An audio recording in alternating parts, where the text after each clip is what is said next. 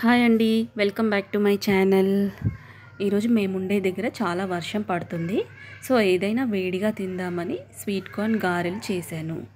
దాని complete process ఇప్పుడు చూద్దాము. గారెలు అయితే చాలా టేస్టీగా వచ్చాయి. ఇప్పుడు ప్రాసెస్లోకి వెళ్ళిపోతే స్వీట్ కార్న్ తీసుకున్నాను. 2 కప్స్ ఉంది అది. అందులోకి 2 మీడియం సైజ్ ఉల్లిపాయలు, కొంచెం పచ్చిమిర్చి, కొంచెం వెల్లుల్లి యాడ్ చేసి మంచిగా మిక్సీ పట్టుకోవాలి. మిక్సీ పట్టుకున్న పిండిలో కొంచెం జీలకర్ర యాడ్ చేశాను. అందులోనే 1 కప్పు బియ్యం పిండి యాడ్ చేశాను. బియ్యం పిండి యాడ్ చేయడం వల్ల మంచి బైండింగ్ వస్తుంది. బియ్యం పిండి వేయకుంటే స్వీట్ కార్న్ గారెలు ఆయిల్ చాలా ఎక్కువ పీలుస్తుంది.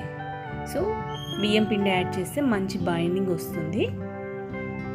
ఆ తర్వాత అందులో కొత్తిమీర, సాల్ట్ అండ్ కొంచెం షుగర్ యాడ్ చేశాను. షుగర్ యాడ్ చేయడం వల్ల మంచి కమ్మదనం వస్తుంది వడలకి.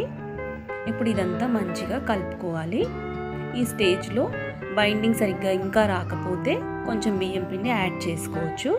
నాకు ఇక్కడ కరెక్ట్గా సరిపోయింది. 1 కప్పు. చూడండి, ఇలా ఉండాలి పిండి.